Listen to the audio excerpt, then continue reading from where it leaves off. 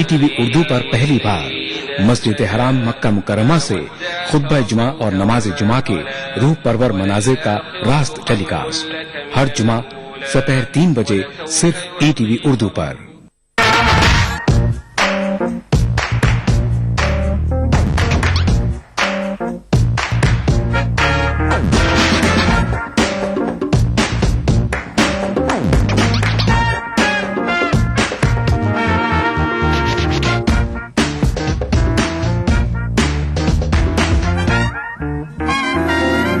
چٹپٹے اور لذیذ پکوانوں کا ذائقہ عکس رسوئی پیر تا جمعہ دوپہر 1:30 بجے صرف ETV اردو پر۔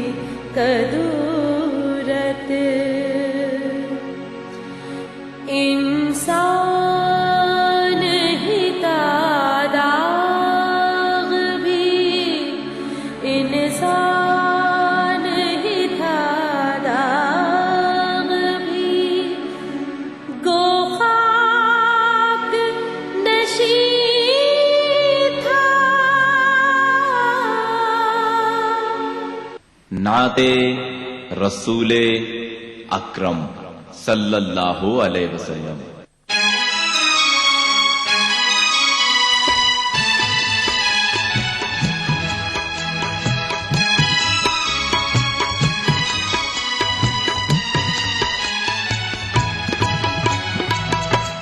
نگاہیں بچھائے یہ جی چاہتا ہے، نگاہیں بچھائے یہ جی چاہتا ہے، وہ تشریف لائے یہ جی چاہتا ہے، نگاہیں بچھائے۔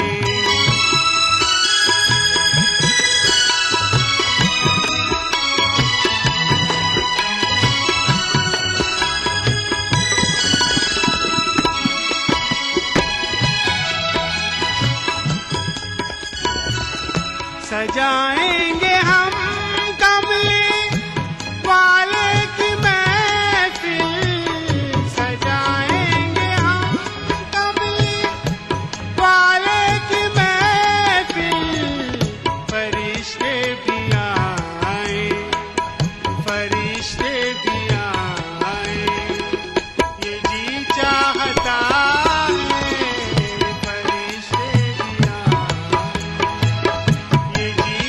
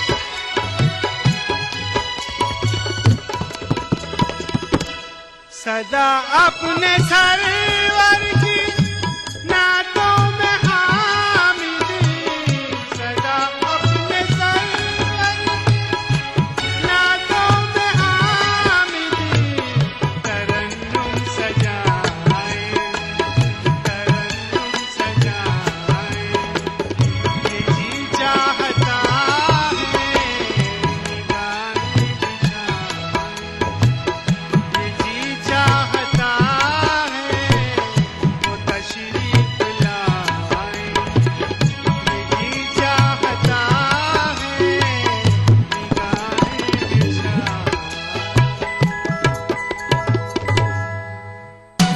दक्कन की हर छोटी बड़ी सरगर्मी पर हमारी नजर, लेकिन आप तक पहुंचाते हैं सिर्फ वो खबर जो करे आपको बेदार। सियासत के गलियारों से will not be an ally of Kiran Kumar Reddy government. रोजमर्रा की जिंदगी,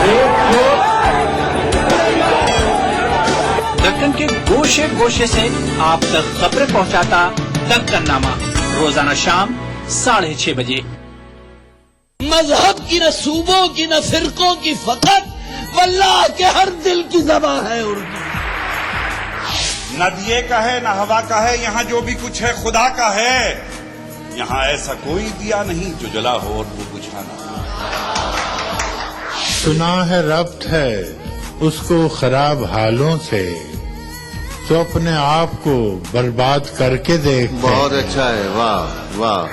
दिल से अपनाया न उसने, गैर भी समझा नहीं, ये भी एक रिश्ता है जिसमें कोई भी रिश्ता नहीं। परसों की रस्मों राह थी, एक रोज उसने तोड़ दी, होशियार हम भी कम नहीं, उम्मीद हमने छोड़ दी। मयारी शेर व अदब और उर्दू जबान के फरोग की जानिब ETV उर्दू की एक और पहल। देखिए प्रोग्राम अंदाज़े बयां हर पीर का जुमेरात दोपहर 2:30 बजे सिर्फ ETV उर्दू पर। इस्लाम फॉर किड्स यानी इस्लाम बच्चों के लिए, इस प्रोग्राम में कुरान और हदीस के किस्से और वाक़यात, हज़रत मोहम्मद सल्लल्लाहु अलैहि वसल्लम और सहाबा की ज़िंदगी के हालात और इस्लामी तालीमात के अहम वाक़यात पेश किए जाएंगे। इसमें हमारे लिए सबक है, गाइडेंस है और रहनुमाई का सामान है। इसी के साथ साथ इस्लामी तालीमात की वो बातें भी हम आपके सामने रखेंगे जिसमें मॉरल वैल्यूज सिखाई गई हैं, ताकि हम अपने अंदर आला कैरेक्टर, आला अखलाक पैदा कर सकें और दुनिया और आखिरत में कामयाबी हासिल कर सकें। इस्लाम फॉर किड्स हर इतवार सुबह 9 बजे सिर्फ ETV उर्दू पर। सवाल आपके, जवाब हमारे। नाजरीन अस्सलामु अलैकुम। ETV उर्दू के दीनी सवाल जवाब में मैं मोहम्मद अनवार अहमद आपका दिली खैर मकदम करता हूँ। आज हमारे साथ मुल्क के मुमताज़ खदावर आलिम दीन हज़रत मौलाना मुफ्ती सैयद शाह सादिक मुहिउद्दीन साहब मौजूद हैं, जो जामे निज़ामिया के दारुल इफ्ता से वाबस्ता हैं। इसके अलावा लतीफ़िया अरबी कॉलेज में इस्लामियात की आला तदरीस अंजाम देते हैं। आइए उनके साथ हम अपने इस प्रोग्राम का आगाज़ करते हैं। ईमेल है जिसको तनवीर आलम साहब ने आसनसोल वेस्ट बंगाल से रवाना किया है। मुफ्ती साहब वो जानना चाहते हैं कि मेरी वालिदा शक्कर की मरीज़ा हैं, वो रोज़ा नहीं रख सकती, तो उनको क्या करना चाहिए? रमज़ानुल मुबारक के रोज़े हर एक मुसलमान पर फ़र्ज़ हैं, लेकिन जहाँ उसकी फ़र्ज़ियत का हुक्म दिया गया है वहाँ कुछ रियायतें भी और सहूलतें भी शरीयत ने दी हैं। उनमें यह है कि बीमार और मरीज़ रोज़े को छोड़ सकते हैं और उसकी क़ज़ा उनको बाद में करनी पड़ती है। लेकिन यह है कि अगर कोई ज़ईफ़ी की वजह से या ऐसी बीमारी जैसे शक्कर वगैरह का मर्ज़ है, अगर वो इस कदर बढ़ गया हो कि कोई मुसलमान डॉक्टर तहक़ीक़ के बाद हिदायत देता है कि रोज़ा रखना आपके लिए सेहत के लिए मुज़िर है, तो ऐसी सूरत में रोज़ा छोड़ सकते हैं। अगर आइंदा सेहत के दुरुस्त हो जाने का इम्कान हो और उसकी क़ज़ा करने की ताकत बहाल हो जा सकती हो, ऐसा कोई इम्कान हो, تو روزے کی قضا کرنی ان پر ضروری ہے، اور اگر ایسی صورت ممکن نہیں ہے تو پھر ان کو ہر ایک روزے کے بدلے میں ایک صدقہ فطر کی مقدار گیہوں دے دینا چاہیے۔ اس طرح سے ان کے ذمے جو روزے کی ادائیگی کا معاملہ ہے وہ ان سے ساقط ہو جاتا ہے۔ اللہ سبحانہ و تعالیٰ نے اس طرح کی سہولت مسلمانوں کو اور ایمان والوں کو دی ہے، وہ اس سے استفادہ کر سکتے ہیں۔ آپ کی والدہ محترمہ ایسی مریضہ ہیں کہ دوبارہ ان کی صحت ہو کر روزہ رکھنے کی طاقت بحال ہونے کا امکان نہ ہو، تو آپ ان کے ہر روزے کے بدلے میں ایک مسکین کو صدقہ فطر کی مقدار گیہوں دے دیں۔ انشاءاللہ اس طرح سے یہ آپ کا حل نکل آئے گا۔ مفتی صاحب، ایک اور ای میل ہمارے پاس آیا ہے جی، جس کو محترم شفیع ملتانی صاحب نے جی روانہ کیا ہے، اس میں اس کے مقام کا ذکر نہیں ہے۔ جی جی وہ یہ پوچھنا چاہتے ہیں جی کہ ویڈیو سے شوٹنگ کرانا، جی کسی بھی طرح فوٹو کھنچوانا جی جائز ہے یا نہیں؟ جی اگر جائز ہے تو کس صورت میں، جی اور ناجائز ہے تو اس کی تفصیلات کیا ہیں؟ جی جی برائے کرم بتائیں۔ دراصل اس میں مسئلہ یہ ہے کہ قدیم علماء نے فوٹو کو بھی، تصویر کھنچوانے کو بھی ناجائز کہا ہے۔ احادیث مبارکہ میں چونکہ اس پر وعید آئی ہے، اب اس کی تفصیلات میں کچھ علماء کے درمیان اختلاف ہے۔ موجودہ دور کے بعض علماء نے اس سے مراد مجسمہ لیا ہے، یا یہ کہ ایسی تصویر جو عظمت کے لیے کھنچوائی جاتی ہے اور جس میں شرک کا اندیشہ ہو اور اس کی ایسی تعظیم کی جاتی ہو جیسے کہ عام طور پر شرک کرنے والے کرتے ہیں، تو اس کی تو شریعت میں اجازت نہیں ہوگی کہ ایسی تصویر کھنچوائی جائے۔ باقی رہا تذکیر کے لیے، یاد دہانی کے لیے اگر کسی کی تصویر لی جاتی ہے تو بعض علماء نے موجودہ دور کے اس کو درست کہا ہے۔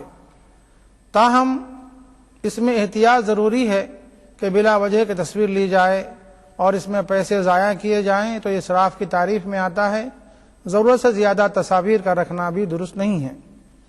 متقدمین نے اس سلسلے میں کچھ رخصتیں بھی دی ہیں، جیسے کسی کو ضرورت پر تصویر کھنچوانا پڑے، جیسے آج کل پاسپورٹ کے لیے ضرورت پڑتی ہے، یا یہ کہ اور کسی دیگر کاموں کے لیے فوٹو اور تصویر کی خواہش ہوتی ہے تو اس میں تصویر کا لینا درست ہے۔ متقدمین نے بھی اس کی اجازت دی ہے۔ جیسے عام طور پر طلبہ امتحان حال میں امتحان کے لیے شریک ہوتے ہیں تو ان کے لیے بھی تصویر ضروری ہوتی ہے۔ لوگ حج کو جاتے ہیں، سفر اختیار کرتے ہیں، ان کے لیے بھی تصویر کی ضرورت ہوتی ہے، تو ضرورت پر تصویر لینا تو بہرحال درست ہے، اور بلا ضرورت لینے کے سلسلے میں متقدمین کے پاس اجازت نہیں ہے، لیکن موجودہ دور کے بعض علماء نے اس کو ایک حد تک اجازت دی ہے، لیکن اس میں بھی اسراف ہو تو وہ بھی ناجائز کے دائرے میں آ جاتا ہے۔ باقی رہا ویڈیو کا جو معاملہ ہے، ویڈیو بھی تصویر ہی کے حکم میں ہے۔ بلا وجہ کے ویڈیو لینا اس طرح کا معاملہ درست نہیں ہے۔ عام طور پر جیسے آج مسلم معاشرے میں رائج ہے، شادیوں میں اور دیگر تقاریب میں بلا وجہ کے ویڈیو لیے جاتے ہیں۔ اس میں بہت سے نقائص ہیں۔ ایک تو یہ ہے کہ پیسے کا اسراف ہے اور ضیاع بھی ہے، دوسرے شریعت کا حکم ہے کہ تصویر نہ لی جائے، اور تیسری بات یہ ہے کہ اس میں خواتین وغیرہ جو پردہ کرتی ہیں ان کی تصویر بھی آ جاتی ہے، غیر محارم ان کو دیکھتے ہیں، تو یہ بھی بڑی خرابی ہے، تو اس طرح سے اس کی اجازت بھی نہیں دی جا سکتی۔ باقی رہا دین کی تعلیم اور مسائل کے سیکھنے اور سمجھنے کے سلسلے میں اگر کوئی ایسا پروگرام ہوتا ہو کہ جس کے ذریعے سے اسلامی تعلیمات نشر کی جاتی ہیں تو اس میں انشاءاللہ اس مسئلے کی نوعیت کی وجہ سے کوئی قباحت نہیں ہوگی۔ تو ایسی ویڈیو کی تصاویر جو عام طور پر کسی ضرورت کی بنیاد پر لی جاتی ہیں اسلامی احکامات کو لوگوں تک پہنچانے کے لیے، تو یہ درست ہے، اور اس کی درستگی ایسے ہی ہے جیسے کہ آپ ویڈیو کے باہر کوئی پروگرام دیکھتے ہیں تو جائز ہے، اسی طرح سے ویڈیو میں بھی اگر ایسا کوئی پروگرام آپ کو دکھایا جاتا ہے تو اس کا بھی دیکھنا جائز ہے۔ باقی رہا بلا وجہ کے ویڈیو لیا جائے، یا یہ کہ ٹی وی کے ذریعے سے ایسے پروگرام نشر کیے جائیں جو شریعت میں ناجائز ہیں، غیر عورتوں کی تصاویر دکھائی جائیں جو شریعت میں ناجائز ہیں، تو یہ ساری چیزیں منع ہیں اور ناپسندیدہ ہیں، شریعت میں جائز نہیں ہیں۔ باقی رہا جو باتیں اوپر صراحت کر دی گئی ہیں ان کو پیش نظر رکھ کر آپ اس کا استعمال کر سکتے ہیں۔ مفتی صاحب ہمارے پاس جی شادیوں کے موقع پر جی جو ویڈیوگرافی کی جاتی ہے جی اس میں ایک پہلو یہ بھی پیش نظر رہا جی کہ مرد اصحاب کی ویڈیوگرافی کے ذریعے سے جی خواتین کی بے پردگی ہوتی ہے. جی تو ان دنوں یہ اہتمام کیا جانے لگا ہے کہ خواتین ویڈیوگرافر موجود ہوتی ہیں. جی جی تو عورتوں کی فوٹو خود عورتیں ویڈیوگراف جی کرتی ہیں. تو کیا یہ صورت تصاویر خواہ عورتیں لیں کہ مرد حضرات لیں؟ ظاہر ہے کہ مرد حضرات لیں گے تو بے پردگی ہوگی اور مرد حضرات کا ان عورتوں کو دیکھنا جائز نہیں ہوگا. اس حد تک تو یہ بات درست ہے کہ خواتین ویڈیو لے رہی ہیں تو یہ مسئلہ یہاں نہیں آئے گا. لیکن یہ ہے کہ ویڈیو لینے کے بعد جو تصویر آ گئی ہے اس کو غیر مرد بھی دیکھ سکتے ہیں، اس پر کوئی پابندی نہیں ہے. جب آپ وی سی آر پر اس ریل کو ڈالیں گے اور دیکھیں گے تو ظاہر ہے کہ اس میں خواتین بھی نظر آئیں گے. تو دیگر مردوں کا ان عورتوں کو دیکھنا یا ان عورتوں کی تصاویر کو دیکھنا جو ان کے لیے حرام ہے، ناجائز ہے، یہ کس طرح سے جائز ہو سکتا ہے؟ ظاہر ہے کہ ایسے موقع پر اس کی اجازت نہیں دی جائے گی. مفتی صاحب ایک اور سوال ہے. ایک صاحب ہیں عبد الرحمن قادری صاحب حیدرآباد سے. اچھا. انہوں نے سوال پوچھا ہے کہ میرے لڑکوں نے زندگی میں مجھ سے جائیداد کا مطالبہ کیا ہے جی اور بار بار مجھ سے خواہش کرتے ہیں اور بسا اوقات بہت زیادہ اصرار کرتے ہیں کہ ہمیں زندگی ہی میں اپنی جائیداد تقسیم کر دیں. جی جی کیا مجھے کرنا ہوگا؟ کیا ان کے مطالبے کو قبول کرنا ہوگا؟ برائے کرم وضاحت فرمائیں. اصل یہ ہے کہ اسلامی نقطہ نظر سے صاحب مال اور صاحب جائیداد اپنی جائیداد کا اور اپنے مال کا بلا شرکت غیر مالک ہے. وہ مختار ہے، جس طرح چاہے اس میں تصرف کرے. مگر یہ ہے کہ اسلام میں ناجائز طریقے میں تصرف کرنا، اس کو ناجائز طریقے میں استعمال کرنا تو جائز نہیں ہے. باقی رہا اس مال کو کسی کو دینے کے بارے میں شریعت نے پابند نہیں کیا ہے کہ زندگی میں اپنا مال اپنی اولاد کو دے دیں. اصل یہ ہے شریعت کے قاعدے کے مطابق کہ جو مال والا ہے وہ مورث کہلاتا ہے. اگر وہ مر جائے تو مورث کے مال میں وارث کا حق اس کی وفات کے بعد قائم ہوتا ہے. زندگی میں کسی کا کوئی حق نہیں ہوتا. جب موت ہو جاتی ہے تو مورث کا مال متروکہ بنتا ہے، یعنی چھوڑا ہوا مال. اس میں ورثہ کا حق شریعت نے جو مقرر کیا ہے اس کے مطابق ان کو اس میں حصہ ملتا ہے. ظاہر ہے کہ بچے اگر زندگی میں مطالبہ کرتے ہیں تو ان کا کوئی حق نہیں ہے آپ سے مطالبہ کریں، اور آپ پر بھی لازم نہیں ہے کہ آپ ان کے مطالبے کو پورا کریں.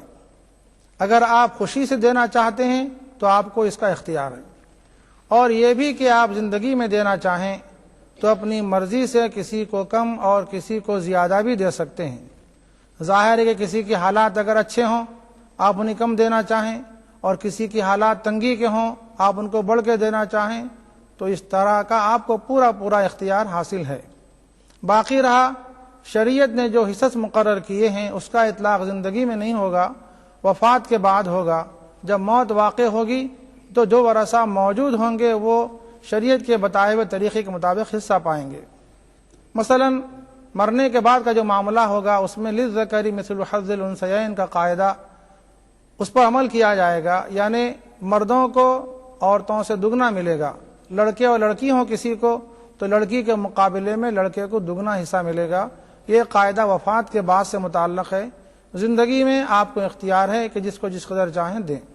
مفتی صاحب ایک اور سوال ہے جی کہ مختلف لوگ جی مختلف معاشی درجے رکھتے ہیں. جی تو ایک باپ کے 4 بیٹے ہیں، ایک بیٹا بہت زیادہ مالدار ہے، جی درمیانی بیٹا کچھ کم ہے. جی تو کیا یہ باپ زندگی میں وصیت کر سکتا ہے جی کہ میرے مرنے کے بعد فلاں بیٹا زیادہ حصہ حاصل کرے، فلاں کم حاصل کرے، فلاں جی جی اس طرح سے؟ وصیت کا جو قانون شریعت نے مقرر کیا ہے اس میں یہ صراحت موجود ہے کہ وصیت وارث کے حق میں درست نہیں ہے. چونکہ وارث وفات کے بعد حصہ پاتا ہے اس لیے اس کے لیے وصیت کا اعتبار نہیں رکھا گیا شریعت میں. البتہ جو لوگ ورثہ نہیں ہیں، غیر وارث ہیں، حصہ نہیں پانے والے ہیں، ان کے بارے میں اگر وصیت کرے تو جو وصیت کرے گا اس میں سے 1/3 ان کو ملے گا، اور وہ 1/3 کی حد تک وصیت کی تعمیل ہوگی. باقی رہا لڑکوں کے بارے میں اگر یہ وصیت کرے کہ فلاں کو زیادہ دیا جائے، فلاں کو کم دیا جائے، تو اس کا اعتبار شریعت میں نہیں ہوگا. ایک صورت ہے اس کے اعتبار کرنے کی کہ سارے ورثہ اس پر اتفاق کریں مورث کی وفات کے بعد. زندگی میں کریں تو اس کا اعتبار نہیں ہے. مرنے کے بعد اگر وہ رضامندی ظاہر کریں کہ اپنے مورث کے بتائے ہوئے طریقے کے مطابق تقسیم پر وہ راضی ہوں تو ایسی صورت میں وہ درست ہے. اور اگر وہ اتفاق نہیں کرتے ہیں تو پھر ان کو شریعت کے مطابق ہی حصہ ملے گا. والد مرحوم نے جو بات بیان کی ہے اس پر عمل نہیں ہو سکے گا. مفتی صاحب، ایک صاحب نے کسی بچے کو گود لیا ہوا تھا، جی تو کیا انتقال کے بعد جی ان صاحب کی جائیداد میں اس گود لیے ہوئے بچے کو بھی حصہ حاصل ہوگا؟ جس بچے کو گود لیا جاتا ہے اس کو متبنہ کہتے ہیں. متبنہ کے معنی یہ ہیں کہ اس کو بیٹا بنا لیا گیا ہے، حقیقت میں وہ بیٹا نہیں ہے. حقیقت میں بیٹا وہی ہے، اولاد وہی ہے جو ماں باپ سے پیدا ہوتی ہے. اور یہ جو بچہ گود لیا گیا ہے وہ جہاں پیدا ہوا ہے، جن ماں باپ کے پاس پیدا ہوا وہی اس کے حقیقی ماں باپ ہیں. اسلام نے اس بات سے منع کیا ہے کہ کسی کے بیٹے کو آپ گود لیں اور اس کو اپنی طرف منسوب کریں. حکم یہ ہے کہ اس کے والد ہی کے نام سے اس کو منسوب کیا جائے، اور اگر اس کے والد موجود نہ ہوں تو اس کو اللہ کے ایک بندے کا بیٹا تسلیم کیا جائے اور اپنی نسبت اس سے قائم نہ کی جائے، نہ جوڑی جائے، اپنے آپ کو اس کا والد ظاہر نہ کیا جائے. اور اسی طرح سے اگر کوئی مرنے والا مال چھوڑ کر مر جائے اور اس کی اولاد بھی ہو اور وہ لڑکا بھی ہو جس کو گود لیا گیا ہے تو گود لیے ہوئے لڑکے کو کوئی حصہ نہیں ملے گا، اس لیے کہ وہ شرعاً وارث نہیں ہے. البتہ اس کے لیے اگر وہ وصیت کر جاتے ہیں تو پھر 1/3 کی حد تک ثلث مال میں، تہائی مال میں وصیت درست ہے اور وصیت کی وجہ سے اس کو مال مل سکتا ہے. باقی رہا وفات کے بعد شریعت نے اس کا کوئی حصہ مقرر نہیں کیا ہے، اس لیے اس کو کوئی حصہ نہیں ملے گا. مفتی صاحب، ہم آپ کا بہت بہت شکریہ ادا کرتے ہیں کہ آپ نے قیمتی وقت ہمیں عنایت فرمایا. ناظرین، آج کا ہمارا یہ پروگرام یہیں ختم ہوتا ہے. اگر آپ بھی اس معلوماتی سلسلے میں شامل ہونا چاہتے ہیں تو ہمیں خط لکھیے. خط لکھنے کے لیے ہمارا پتہ ہے دینی سوال جواب ETV Urdu, Ramoji film city, Hyderabad 501512. Email سوال جواب 123@yahoo.co.in. اب ہمیں اجازت دیجیے، انشاءاللہ کل ہم پھر حاضر ہوں گے. خدا حافظ. ایک مٹھی بھر جینے کی آرزو، تبدیلی کی چٹکی بھر جستجو، روزمرہ کے مسائل کی ڈھیر ساری بے قراریاں، خالی پتیلے میں پکتی گھر بھر کی بھوک، تاریکیوں سے لڑ اکٹھا کی ہوئی چٹکی بھر دھوپ. جمہوریت کا عظیم تیوہار پھر سے آیا ہے. کیا ہو آپ کا فیصلہ؟ بتائیں گے ملک کے بھروسے مند صحافی تردیپ رمن. ووٹ کرے گا انڈیا.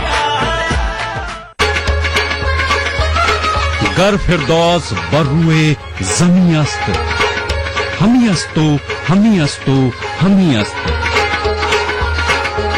جموں کشمیر کے ہر واقعے اور ہر پہلو پر ETV کی نظر. دیکھیے ETV اردو کشمیر روزانہ شام 7 بجے اور صبح 7:30 بجے صرف ETV Urdu per.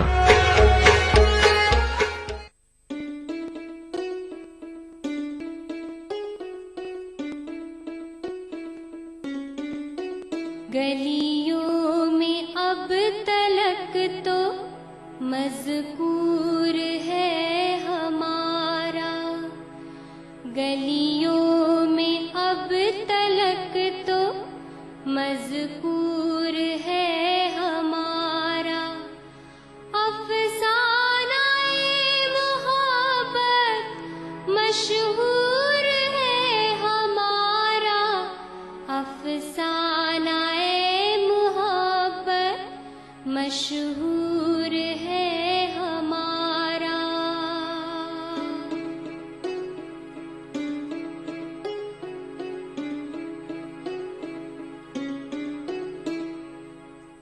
Islamic Research Foundation, an international resource center for understanding and clarification on Islam and comparative religion. حاضرین اکرام، السلام علیکم ورحمۃ اللہ وبرکاتہ. آج کے پروگرام کا عنوان ہے اسلام اور اصول غذا. الحمدللہ اسلام یہ ایسا دین ہے جو ہر شعبے میں ہماری رہنمائی کرتا ہے. یہ دین محض ریچول یا محض روایتی عمل کرنے کا دین نہیں، بلکہ ہر شعبہ، چاہے وہ کوئی بھی شعبہ ہو، رہنے سہنے کے تعلق سے، کمانے کے تعلق سے، شوہر اور بیوی کا تعلق ہو، یا کوئی بھی شعبہ ہو، الحمدللہ یہ دین ہماری رہنمائی ہر شعبے میں کرتا ہے. غذا کا جہاں تعلق ہو وہاں پر بھی الحمدللہ یہ دین مکمل طریقے سے ہماری رہنمائی کرتا ہے. اور ایک اصول بیان کر دیا اسی آیت میں، جس آیت کا میں نے ابھی بھی تلاوت فرمائی، سورۃ البقرہ 2 نمبر کی سورت اور 168 نمبر کی آیت. یا ایھا الناس، اے انسانو، کلوا مما فی الارض، کھاؤ جو کچھ بھی زمین سے دستیاب ہو، حلالا و طیبا، جو حلال ہے اور طیب ہے، اچھا ہے. ولا تتبعوا خطوات الشیطان، اور شیطان کے نقش قدم پر نہ چلو، انہ لکم عدو مبین، کہ وہ تمہارا کھلا ہوا دشمن ہے. تو ایک اصول یہاں بیان ہوا کہ جو کچھ کھانا یا غذا ہے جو حلال کیسے ہو، جو اللہ اور اللہ کے رسول آپ کو حلال کرے، یہ آپ کے لیے حلال ہے، جس کی نشاندہی خود قرآن پاک ہی میں موجود ہے، سورۃ الحشر اور کئی جگہوں پر. سورۃ الحشر 59 نمبر کی سورت اور 7 نمبر کی آیت میں، وما آتاکم الرسول، جو کچھ آپ کے رسول آپ کو عطا کرے، فخذوا، تو اس کو پکڑ لو. وما نہاکم عنہ، اور جو جس سے وہ منع کرے، روکے، فانتہوا، اس سے رک جاؤ.